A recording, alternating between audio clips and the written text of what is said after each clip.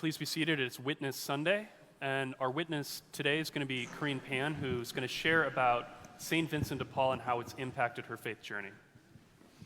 Good morning, everybody. Thank you for letting me be here with you. I've been a longtime parishioner since I was 5 years old. Mine is about 15 years, and back 21 years.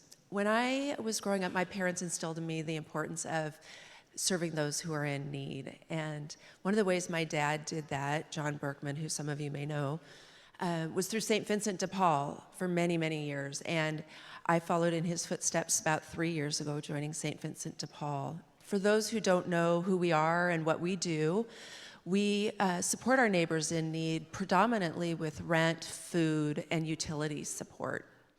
So when I think about how this service, this ministry has impacted my faith, I'm reminded of a couple things we learn in the Bible.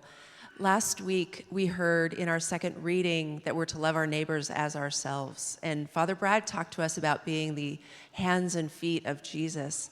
I get to be the hands and feet of Jesus every time I go serve one of our neighbors. And in Matthew 25, we hear, "Whatsoever you do unto the least of my brothers and sisters, you do unto me." The face of Jesus is shining in every neighbor that we serve. And when I think about that, Jesus as giver and receiver of this gift of St. Vincent de Paul, it's a really profound and powerful feeling. Neil Woods shared with me a story that I think just exemplifies this beautifully. He was helping a single mom who needed help with rent and food. And as we do at the end of every visit, they were praying, and this time they were praying in the lobby of her apartment building. And someone who saw them approached her after Neil had left, and they got talking, and he was inspired by her and her praying and offered her a job on the spot. And if that's not God in the midst of us, then I don't know what is. I'm also inspired by my neighbors, the neighbors that I get to serve. Some we serve for just a short time. They may be out of a job, and others we see regularly, and they're so resilient and have such fortitude. And some of them have amazing, amazing faith, deep trust in God despite their circumstances. And that's inspired me deeper in my own faith, and particularly with gratitude. Sometimes my prayer can look a lot like asking, and through what I've learned from my neighbors, I've learned to be more thankful for all that I have and to spend more time thanking God and less time asking. Renee Petra, who's another Vincentian, reminded me and shared how much she's inspired by the fellow Vincentians and how they give so much of their heart. And I couldn't agree more.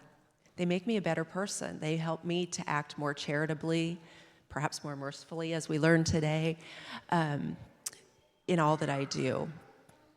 So if anybody is inspired by this and might be interested in serving in this ministry, I'll be outside in the vestibule after Mass. This is something anybody can do.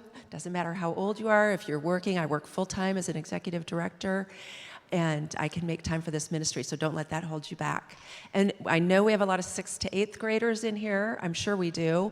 And there's a ministry for you, too. We have the Junior Vincentians, and Deborah Ricard will be outside with me and can tell you more about that. And finally, if there's anybody here who finds themselves in need at this time, please come speak with me. I have a flyer that talks both about being a Vincentian and how you can get help. And the last thing I want to say is thank you to all of the families and students who donate to our food drives through the school and those who use your monthly envelopes to make donations. You make this ministry possible. Thank you, and I look forward to meeting you after Mass.